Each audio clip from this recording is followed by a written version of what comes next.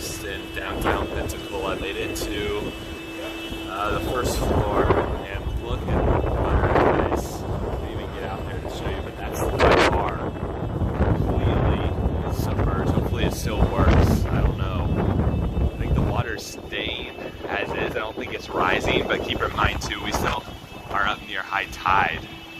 I mean, it is unbelievable that I'm looking at a city like this in downtown Pensacola. This is Main Street, just so you have your bearings, and there's Jefferson Street right there. I'm not going to go around the corners because it's too dangerous, it's too windy, and I really don't want to get wet.